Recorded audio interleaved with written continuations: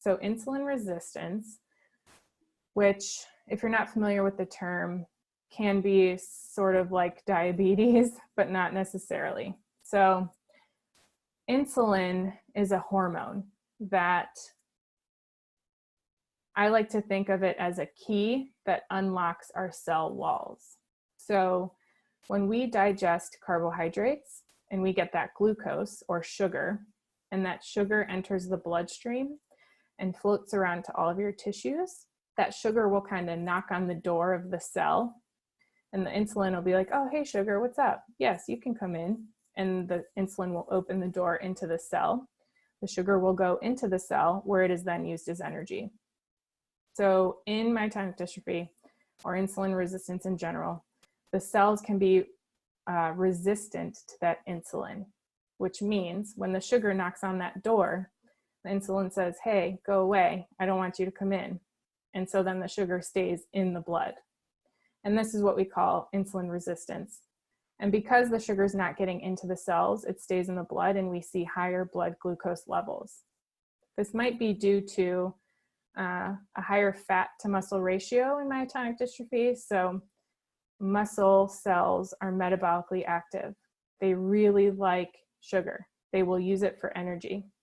And so if you have less muscle and you have more fat, which is not metabolically active, then you're using less sugar in general. And so more of it is going to stay in the blood. So some ways to combat this: if you're able to increase your activity, your muscles are going to burn up more sugar. And so that's going to make the cells a little bit more responsive to that insulin because it's going to want that sugar. So activity helps.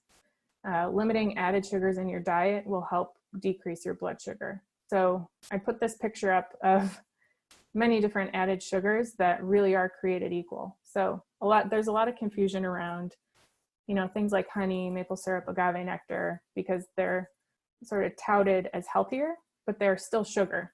So in this picture, it looks like we've got some sugar in the raw, coconut sugar, maybe brown sugar, agave nectar, maple syrup, corn syrup, white sugar, and they all are the same thing. They're going to have the same effect on your blood sugar. And so limiting those added sugars will help your overall blood glucose levels. And finally, you might just have to adjust your macronutrients. If you have high blood sugar and you just can't get it down, it might be that you have to decrease your carbohydrate intake. But again, working with a dietitian, they can kind of help you pinpoint that, whether or not it's an issue. You don't have to figure that out on your own. Okay, so take a minute to kind of think about you or someone you know with myotonic dystrophy, what their greatest nutrition-related challenge might be, and see if you can kind of think of a potential solution or change you could make to kind of fix that.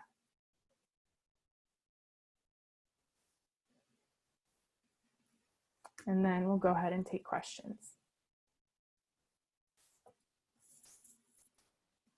I'm going to stop sharing here.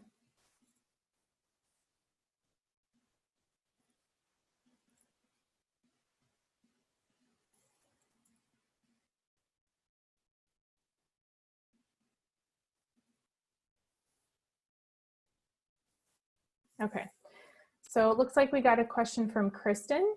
A lot of us with myotonic dystrophy have trouble swallowing pills. Are there a lot of supplements in liquid or chewable form? Oh, there are a lot available. So there's definitely pediatric forms that are liquid and chewable. If that's the case, you might have to take a double dose. But most, vitamin D, there's liquid forms, multivitamins, there's a ton of different chewable forms. If you're having trouble finding one, you can try asking your doctor to write a prescription for a specific vitamin that's a liquid form, and then you can fill it at the pharmacy if you can't find it over the counter at CVS or a grocery store. Good question.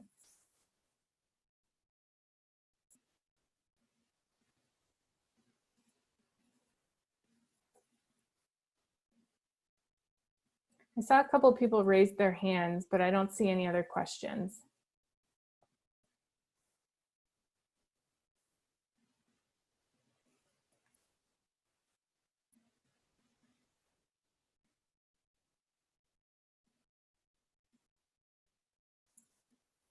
All right, here's one from Frank.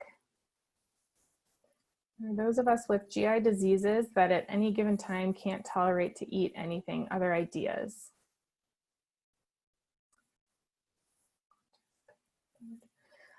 So GI issues that are preventing you from eating, that can really vary or run the gamut.